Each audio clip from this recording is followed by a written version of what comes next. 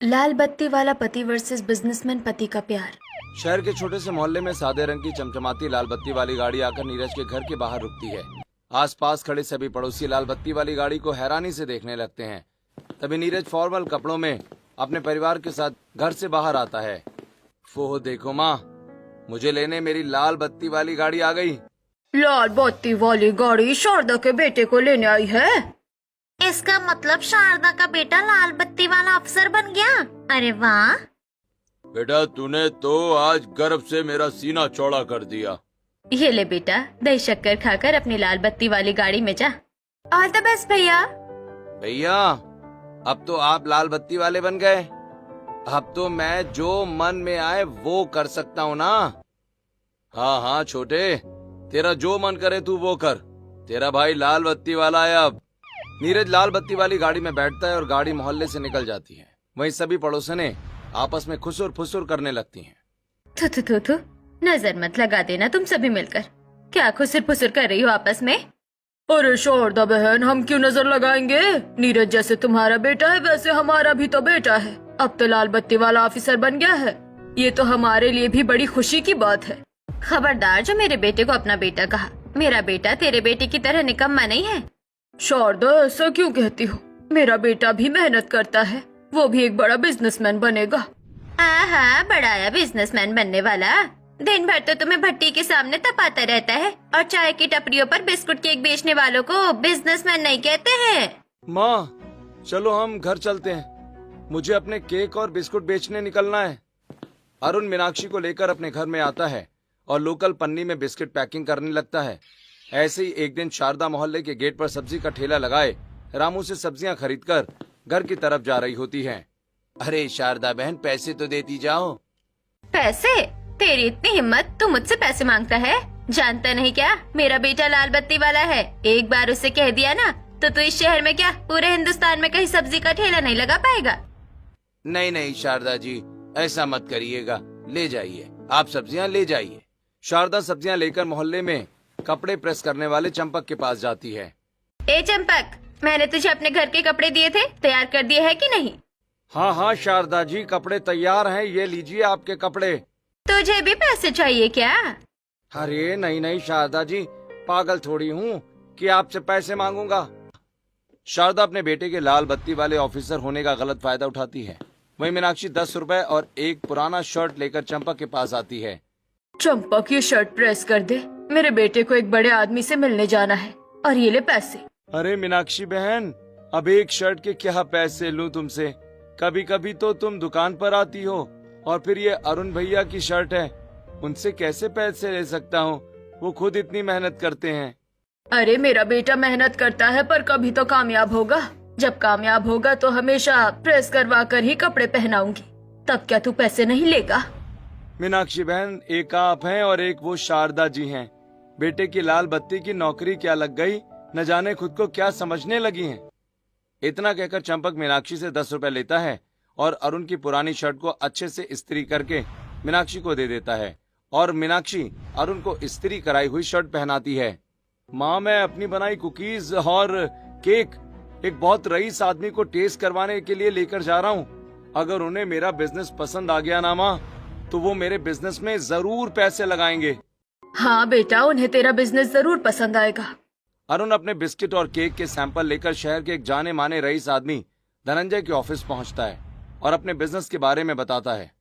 नहीं नहीं, मैं लोकल ब्रांड्स में पैसे नहीं लगाता हूँ, मैं सिर्फ ग्रो हो चुकी ब्रांड्स में ही पैसे लगाता हूँ।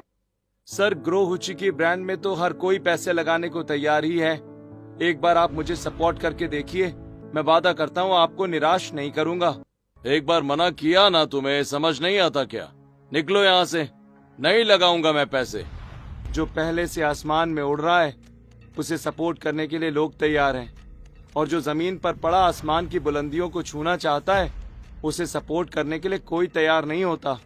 फिर लोग कहते हैं कि अनएम्प्लॉयमेंट बहुत ज्यादा है। ऐसे ही कुछ दिन बीतते हैं और एक दिन शाम के वक्त नीरज अपनी लाल बत्ती वाली गाड़ी लेकर मोहल्ले में आता है। लाल बत्ती की आवाज सुनकर एक बार फिर सभी पड़ोसने इकट्ठा हो जाती हैं और नीरज गाड़ी से उतरता है। माँ, तुम्हें पता है जिन जिन लोगों ने मुझे कामयाब होने से रोकने की कोशिश की थी ना, एक साइन करके मैंने उन सभी के घर गिरवा दिए। अगर तुम्हें भी कोई परेशान करे तो बस मुझे उसके घर का पता बता देना। ड्राइवर, तुम गाड़ी लेकर जाओ और कल साहब को लेने समय पर आ जाना। नीरज का ड्राइवर गाड़ी लेकर चला जाता है। वहीं नीरज घर में आता है, जहाँ घर की नौकरानी कमला सफाई कर रही होती है। साहब, आज मेरा महीना पूरा हो गया, मेरी तनख्वाह दे दीजिए। तुझे तनख्वाह की क्या जरूरत है? तुझसे जो पैसे मांगे उससे कह देना कि मेरा साहब लाल बत्ती वाला है, फिर तुझसे कोई पैसे नहीं लेगा। अरे साहब, ये कैसी बात करते हैं? मुझे मेरे बच्चे की स्कूल की फीस भरनी है, पैसे दे दीजिए। देखो भैया, इसकी कितनी हिम्मत हो गई है, ये अब हमसे पैसे मांग रही है। जरा बताना तेरा घर कहाँ पर है? पैसे मैं तेरे घर में बुलडोजर पर भिजवा दूंगा। नहीं नहीं साहब, ऐसा मत कीजिए साहब, मैं आपका इशारा समझ रही हूँ, पर मुझे पैसों की बहुत जरूरत है। बहुत बोलने लगी है तू। तेरी इतनी हिम्मत, तू बार बार हमसे पैसे मांगे जा रही है। जा, नहीं देंगे तेरे पैसे, और कल से काम पर आने की भी कोई जरूरत नहीं है तुझे। प्रीति कमला को धक्के मारकर घर से निकाल देती है और कमला रोते हुए घर चली जाती है। नीरज बेटा, हम सोच रहे हैं कि तेरी शादी करवा दे।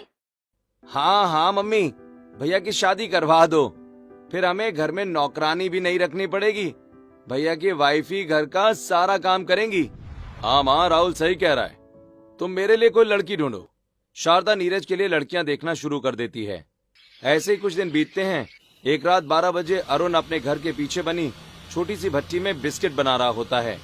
बस थोड़े और बिस्कुट बना लूं, फिर केक बनाना शुरू करूंगा और फिर फटाफट पैकिंग शुरू करूंगा।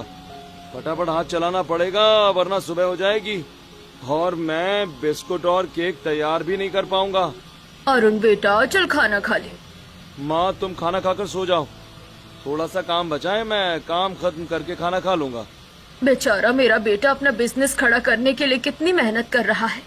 मीनाक्षी सोने चली जाती है और अरुण अपनी गर्लफ्रेंड अनन्या को फोन करता है। तो याद आ गई बिजनेसमैन को अपनी गर्लफ्रेंड की? तुम्हें तो मैं हमेशा याद करता हूँ। रात के 12 बज रहे हैं, खाना खाया कि नहीं तुमने? हाँ, खा लिया मैंने, थोड़ा काम बचा था वही कर रहा हूँ। झूठ मत बोला करो तुम मुझसे, वरना तुम्हारा नंबर ब्लॉक कर दूंगी मैं। बिना काम खत्म किए तुमने कभी खाना खाया है क्या? झूठ क्यों कह रहे हो मुझसे? तुम फिक्र करने लगती हो ना, इसलिए मैंने झूठ बोला, मुझे माफ कर दो। अरुण, तुम कितनी मेहनत करते हो अपना बिजनेस ग्रो करने के लिए। अनन्या, ये सब तो मैं हमारे फ्यूचर के लिए ही कर रहा हूँ ना। तुम देखना, एक दिन मैं जरूर कामयाब होऊंगा। अनन्या अरुण से बातें कर रही होती है, तभी कमरे में अनन्या की माँ रुक्मिणी आती है और अनन्या से फोन छीनकर कॉल काट देती है। किससे बात कर रही थी तू? कौन था? जी सुनते हैं, इधर आइए। देखिए आपकी बेटी किससे नैन मटक्का कर रही है। अरे माँ, पापा से मत बोलो, पापा बहुत गुस्सा करेंगे। माँ सुनो तो। अनन्या के पिता हरि प्रसाद कमरे में आते हैं और रुक्मिणी उन्हें सारी बात बताती है। अनन्या, कौन है ये लड़का और तुम्हारी हिम्मत कैसे हुई हमसे छिपकर किसी लड़के से बात करने की? मम्मी पापा, आप लोग गुस्सा मत करिए। मैं और अरुण एक दूसरे को बहुत प्यार करते हैं और शादी करना चाहते हैं। तेरी शादी किससे होगी इसका फैसला हम करेंगे, तू नहीं। वैसे ये लड़का करता क्या है? पापा, अरुण बिजनेसमैन है। क्या बिजनेस करता है? अरुण घर पर बिस्कुट और केक बनाकर दुकानों में सप्लाई करता है और एक बहुत बड़ा बिजनेसमैन बनना चाहता है और जल्द वो कामयाब भी हो जाएगा। चाय की टपरियों पर बिस्कुट केक बेचने वाला तेरा पति नहीं बनेगा। रुक्मिणी, आज से अनन्या न घर से बाहर निकलेगी न फोन पर किसी से बात करेगी। हरिप्रसाद और रुक्मिणी अनन्या का फोन छीनकर उसे कमरे में बंद कर देते हैं। वहीं दूसरी तरफ शारदा को अपने लाल बत्ती वाले बेटे के लिए कृष्णलाल की बेटी पूर्णिमा का रिश्ता मिलता है। ये कृष्णलाल जी की बेटी का रिश्ता अच्छा है। ये हमसे छोटे लोग हैं, हमारी हर बात मानेंगे। मम्मी, उनसे मेरे लिए तरह तरह के गहने लेना। माँ, दहेज में उनसे मेरे लिए एक बुलेट जरूर लेना। जिस दिन मैं काम पर नहीं जाऊंगा उस दिन बुलेट से घूमूंगा और कभी कभी मैं भी बुलेट से घूमा करूंगा। हाँ हाँ, मैं उनसे अच्छा खासा दहेज लूंगी। कोई ऐरा गहरा थोड़ी है मेरा बेटा, लाल बत्ती वाला है। वहीं दूसरी तरफ कृष्णलाल अपने परिवार और अपनी बहन मयूरी के साथ बैठे होते हैं। मयूरी, लड़कों वालों ने तो पूर्णिमा को पसंद कर लिया और पूर्णिमा ने भी कह दिया है कि मम्मी पापा, मैं आपकी पसंद से ही शादी करूंगी। अब बस एक बार मिलना हो जाए, फिर शादी की तारीख निकलवा लेंगे। भैया, लेन देन की बात हुई? अरे, मेरा होने वाला दामाद लाल बत्ती वाला है, दहेज थोड़ी लेगा। वो ले चाहे ना ले, तुम पूछ जरूर लेना। आखिरकार तुम्हारी बेटी की जिंदगी का सवाल है। अगले दिन नीरज लाल बत्ती वाली गाड़ी से कृष्णलाल के घर आता है और पूरा परिवार सोफे पर बैठता है। जी, रिश्ता तो तय है। अगर आप लोगों की कुछ इच्छा हो तो आप हमें बता सकते हैं। इच्छा की क्या बात है, लाल बत्ती वाला बेटा है मेरा, जो है सब आपकी बेटी का ही होगा। बस हमारा बच्चा खुश हो जाए, समाज में नाम बना रहे, इसके लिए एक बुलेट, सोना चांदी और एक नया टीवी। बाकी बेड अलमारी जो आप अपनी बेटी को देना चाहें और नकद में 2,51,101 रुपए शगुन दे दीजिएगा। आपने कम से कम 10-15 लाख का बजट बता दिया है, इतना नहीं कर सकते हम। तो मत करिए, मेरे भैया के लिए रिश्तों की कमी थोड़ी है। सोच लीजिए, लाल बत्ती वाला बेटा है मेरा, उसके लिए बहुत से रिश्ते आए हैं, आपको सबसे कम बताया है हमने। आखिरकार सब मेरी बेटी का ही है। ठीक है, आपने जो कहा है हम उसका सम्मान करेंगे। ऐसे कुछ दिन बीतते हैं। कृष्णलाल अपना घर बेचकर मिले हुए पैसों से नीरज को दहेज देता है और अपनी बेटी पूर्णिमा की शादी करवाता है और खुद गांव चला जाता है। वहीं पूर्णिमा नीरज के साथ अपने ससुराल आती है। शारदा पूर्णिमा का गृह प्रवेश करवाती है और पूर्णिमा नीरज के साथ कमरे में चली जाती है। और फिर अगले दिन मोहल्ले में, मुबारक हो शारदा बहन, तुम्हारे बेटे की शादी हो गई। हाँ शारदा बहन, अब तो तुम सास बन गई। क्योंकि मेरा बेटा तेरे बेटे की तरह नहीं है, लाल बत्ती वाला बेटा है मेरा, मेरे बेटे की तो शादी होनी ही थी। शारदा मीनाक्षी की बेइज्जती करके हंसते हुए अपने घर चली जाती है। वहीं दूसरी तरफ तेज धूप में अरुण अपनी साइकिल पर दुकानों में अपने बिस्किट और केक दे रहा होता है। तभी अरुण के फोन पर एक अननोन नंबर से कॉल आता है। दूसरी तरफ दुल्हन के जोड़े में अपने कमरे में तैयार अनन्या होती है। हेलो अरुण, मैं अनन्या बोल रही हूँ। अनन्या, ये किसका नंबर है और तुम्हारा नंबर इतने दिनों से स्विच ऑफ क्यों है और तुम कॉलेज भी नहीं आ रही हो? अरुण, लास्ट जब हमारी बात हुई थी उसके बाद मम्मी पापा ने मुझे पकड़ लिया था और उन्होंने मेरा फोन छीन लिया था। और अरुण, मेरे मम्मी पापा आज मेरी जबरदस्ती शादी करवा रहे हैं। मेरे घर पर ही मेरी शादी है, ये शादी मेरी मर्जी से नहीं हो रही है। अनन्या, मैं ये शादी नहीं होने दूंगा, तुम सिर्फ मेरी हो। अरुण अपनी साइकिल एक चाय की दुकान के पास रखकर तुरंत अनन्या के घर पहुंचता है, जहां पूरा घर फूलों से सजा होता है और शादी की हलचल होती है। इतने सारे लोग, मैं भी मजदूरों की तरह धीरे धीरे अंदर चला जाता हूँ। इतना कहकर अरुण मजदूरों के बीच घुल मिलकर अपने सिर पर फूलों की टोकरी लेकर अनन्या को ढूंढते हुए उसके कमरे में आता है। अरुण आ गए, अरुण आ गए, तुम ठीक तो हो ना? हाँ, मैं ठीक हूँ। मम्मी पापा ने तुम्हें तो नहीं मारा है ना? नहीं नहीं, मम्मी पापा ने मुझे मारा नहीं, बस कमरे में बंद किया था। अनन्या, तुम ये सारे गहने उतार दो। नहीं अरुण, ये सारे गहने सोने के हैं, इससे तुम्हें बहुत मदद मिलेगी। नहीं अनन्या, मुझे सिर्फ तुम्हारा प्यार चाहिए, ये गहने तुम्हारे मम्मी पापा की मेहनत है। अनन्या सारे गहने उतार कर रख देती है और अरुण अनन्या को बुर्का पहनाता है और दोनों बैल्कनी में लंबी चादर बांधकर नीचे उतर जाते हैं। तभी कमरे में हरि प्रसाद और रुक्मिणी आते हैं। हे भगवान, ये लड़की कहाँ चली गई? ये लड़की प्यार में पागल हो गई है, हमें इसे रोकना होगा। पीछा करते हुए हरि प्रसाद और रुक्मिणी एक मंदिर में पहुंचते हैं, जहां अरुण अनन्या को मंगलसूत्र पहनाता है। विवाह संपन्न हुआ, आज से आप दोनों पति पत्नी हैं। पापा जी, अब हमने शादी कर ली है। आप लोग हमारे प्यार को समझते क्यों नहीं? मैं गरीब जरूर हूँ पर अनन्या को बहुत खुश रखूंगा। पापा, मुझे मजबूरी में घर से भागना पड़ा क्योंकि आप लोग हमारी शादी के लिए तैयार नहीं थे, मुझे माफ कर दीजिए। मर गया तेरा बाप, भूल जा। जा, चल उस बिस्कुट केक वाली भट्टी में जा।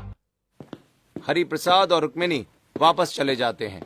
वहीं अरुण अनन्या को लेकर मोहल्ले में अपने घर के दरवाजे पर आता है। अरे वो देखो, मीनाक्षी का बेटा लड़की भगा कर लाया है। अरुण, ये सब क्या है? तूने लड़की भगाकर शादी क्यों की? माँ, मुझे माफ कर दो। अनन्या के माता पिता जबरदस्ती उसकी शादी कहीं और करवा रहे थे, इसलिए मैंने शादी कर ली। ये देखो, इसे बिजनेसमैन बनना था और लड़की भगाने वाला बन गया। आप लोगों को जो भी समझना है समझिए। मैं अनन्या से प्यार करता हूँ, इसलिए मैंने अनन्या से शादी की है। ये तरीका गलत है या सही मुझे नहीं पता, बस इतना पता है कि मैंने अपने प्यार का साथ नहीं छोड़ा। मीनाक्षी अनन्या का गृह प्रवेश करवाती है। ऐसे ही कुछ दिन बीतते हैं और एक रात अरुण अनन्या के लिए सुंदर साड़ियाँ लेकर आता है। अरुण, ये साड़ियाँ तो काफी महंगी है, इतनी सारी साड़ियों की क्या जरूरत थी? कोई सस्ती सी 2 साड़ी लेकर आते ना। तुम मेरी पत्नी हो और तुम्हारी जिम्मेदारी मेरी है। मुझे चाहे जितनी मेहनत करनी पड़े, मैं अपनी जिम्मेदारी से पीछे नहीं हटूंगा। अनन्या अरुण गले मिलते हैं। वहीं दूसरी तरफ नीरज अपने कमरे में आता है और अपनी शर्ट और पैंट की जेबों से पैसे निकालकर बिस्तर पर फेंकने लगता है।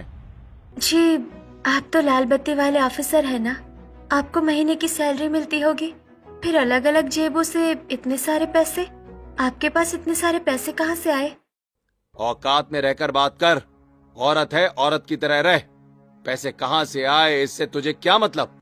मुझे अच्छे से पता है ये सारे पैसे रिश्वत के हैं। आपको रिश्वत नहीं लेना चाहिए। पूर्णिमा की बात सुनते ही नीरज आगे बढ़ता है और पूर्णिमा को थप्पड़ मार देता है। नीरज का हाथ पूर्णिमा की आंख पर लगता है और पूर्णिमा की एक आंख सूजकर बंद हो जाती है। आपने मुझ पर हाथ उठाया? अभी तो हाथ ही उठाया है। औरत की औकात जूती की नोक के बराबर होती है, ये बात समझकर बोला कर, वरना किसी दिन लात भी उठाऊंगा। चल अब निकल कमरे से बाहर।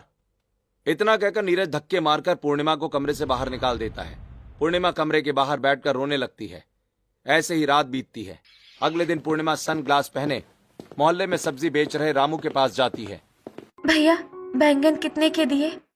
अरे अरे, आपसे थोड़े पैसे लूंगा। आपको जो सब्जी चाहिए वो आप आराम से ले लीजिए। तभी वहाँ अरुण और अनन्या आते हैं। अरे, आप तो वही लाल बत्ती वाले की ही बीवी है ना? आप घर से बहुत कम बाहर निकलती हैं। आपको देखकर अच्छा लगा। वैसे आपने सनग्लास क्यों पहना है? मेरे लाल बत्ती वाले पति ने लिया है। तेरे पति की तरह निकम्मा निठल्ला तो नहीं है मेरा पति कि मुझे कोई गिफ्ट नहीं देगा। और देख रही है ना बाहर कितनी तेज धूप है। मेरे चेहरे और आंखों पर धूप ना लगे इसलिए इन्होंने मुझे ये महंगा सनग्लास गिफ्ट किया है। इतना कहकर पूर्णिमा सब्जियों का थैला लेकर वहाँ से चली जाती है। होगा तेरा पति लाल बत्ती वाला, मेरा भी पति बिजनेसमैन है। अनन्या कुछ सब्जियां खरीदती है और अपने घर लौट आती है, जहाँ पसीने से लथपथ अरुण भट्टी के सामने बिस्किट पैक कर रहा होता है। अरुण, तुम हटो, मैं ये काम करती हूँ, तब तक तुम थोड़ा आराम कर लो। अरे नहीं नहीं, इतनी गर्मी में तुम परेशान हो जाओगी। गर्मी में मैं परेशान हो जाऊंगी और तुम जो परेशान हो रहे हो उसका क्या? हटो हटो, मुझे करने दो। नहीं नहीं, बिल्कुल नहीं। मैं तुम्हें यहाँ काम करने के लिए थोड़ी ना लेकर आया हूँ। करने दे बेटा, जब तक एक मर्द के पीछे औरत की मेहनत नहीं होती तब तक मर्द कामयाब नहीं होता। अच्छा ठीक है, पर सिर्फ आज एक दिन तुम ये काम करोगी, फिर दोबारा ये काम करने की जिद नहीं करोगी, ओके? क्योंकि मैं नहीं चाहता कि इतनी गर्मी में भट्टी की तेज आंच में तुम्हारे हाथ पांव झुलस जाएं। ठीक है पतिदेव, मंजूर है मुझे। अनन्या बिस्किट का बैटर तैयार करती है और भट्टी में डाल देती है। थोड़ी देर में बिस्किट तैयार हो जाते हैं और पूरा परिवार अनन्या के बनाए बिस्किट टेस्ट करता है। अरे वाह, बहुत टेस्टी बिस्कुट है ये तो। सच में अनन्या, ये बिस्किट तो काफी टेस्टी हैं। मेरे बिस्किट से भी ज्यादा टेस्टी हैं। ये बिस्किट तो बाजार में और भी ज्यादा अच्छे चलेंगे। अरुण, तुम इतनी मेहनत करते हो सिर्फ अपना ब्रांड बनाने के लिए, और यही तो एक छोटी गलती करते हो। ब्रांड बनाने की जगह तुम चाय की टपरियों पर बिस्कुट बेचते हो। अनन्या, अगर मैं चाय की टपरियों पर बिस्कुट नहीं दूंगा ना, तो मेरे बिस्किट कैसे बिकेंगे? कौन खरीदेगा मेरा बिस्किट? अरुण, तुम्हें जहाँ अपने बिस्किट केक बेचने का मन हो तुम वहाँ बेचो, पर खुद बेचो। तुम चाय वालों को देते हो, चाय वाले कस्टमर को देते हैं। कस्टमर को पता ही नहीं है कि ये बिस्कुट तुमने बनाया है। तुम डायरेक्ट कस्टमर तक पहुँचो, तभी तुम अपना अच्छा ब्रांड बना पाओगे और लोगों को तुम्हारे बारे में पता भी चलेगा। अनन्या, मुझे तुम्हारी बात बहुत सही लग रही है। अब तुम बस मुझे ये बताओ कि मुझे क्या करना चाहिए। हम खुद का ब्रांड बनाएंगे, बड़े ब्रांड से सपोर्ट मिलने का इंतजार नहीं करेंगे।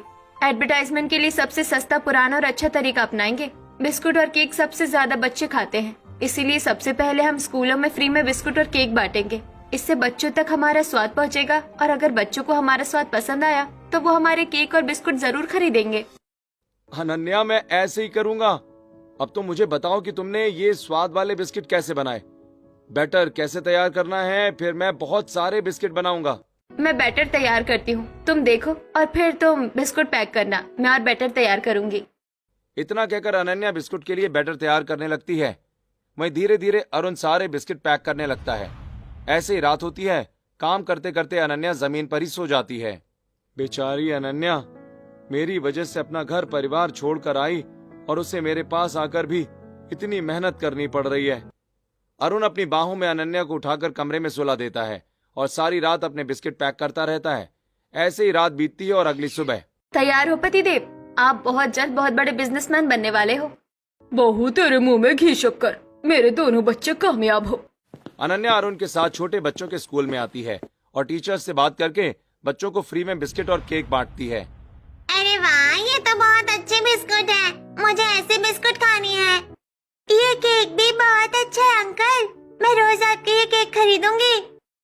अरुण, हमारा प्लान कामयाब हो गया। अब बस तुम अपने ब्रांड का स्टिकर बनाओ, फिर तुम अपने ब्रांड की ब्रांडिंग करो। हम स्कूल, कॉलेज, हॉस्पिटल सब जगहों पर अपने बिस्कुट और केक सेल करेंगे। अरुण रोज अपनी साइकिल पर ढेर सारे बिस्किट और केक रखकर कभी बच्चों के स्कूल के बाहर तो कभी किसी हॉस्पिटल के बाहर घूम घूम कर खुद बेचने लगता है। धीरे धीरे अरुण के बिस्किट और केक लोगों के बीच मशहूर होने लगते हैं। वहीं दूसरी तरफ एक दिन पूर्णिमा घर में पोछा मार रही होती है। मुझे कितना सारा काम करना पड़ता है। इतनी तेज धूप और गर्मी में सुबह से काम करते करते मेरी हालत खराब हो गई है। मैंने कुछ खाया भी नहीं अभी तक। क्या बड़बड़ा रही है रे तू? और अभी तक तू पोछा ही मार रही है? अभी घर में इतना काम बचा है, वो कब करेगी? मम्मी जी, अब मुझसे और काम नहीं होगा। बचा हुआ काम मैं कल कर दूंगी। नहीं, तुझे आज ही सारा काम खत्म करना पड़ेगा। जल्दी जल्दी हाथ चला। पोछा मारने के बाद तुझे छत भी साफ करनी है। मम्मी जी, मैं शाम के वक्त छत साफ कर दूंगी। इस वक्त बहुत तेज धूप है, इतनी तेज धूप में बर्दाश्त नहीं कर पाऊंगी। मैं इसे आराम क्यों दूं?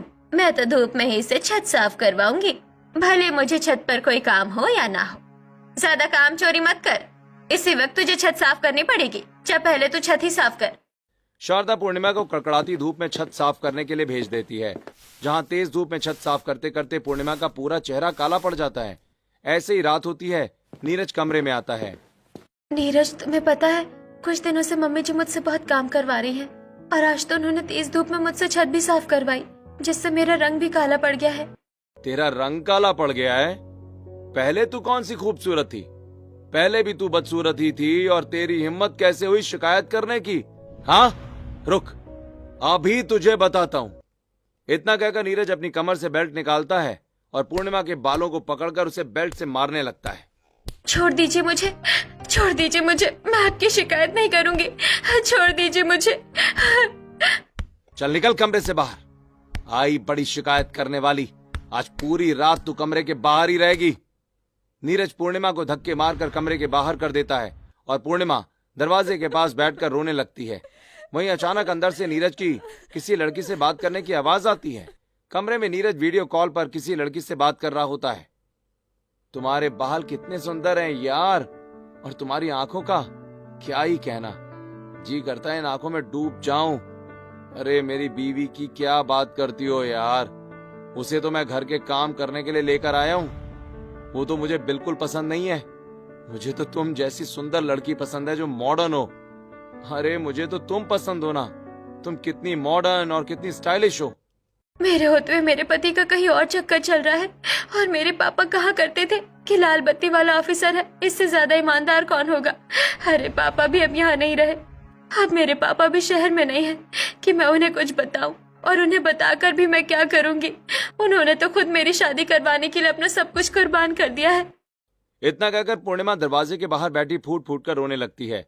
वहीं दूसरी तरफ अरुण पूरे परिवार के साथ बैठा होता है। अनन्या, मेरे बिस्किट और केक की सेलिंग बहुत बढ़ गई है।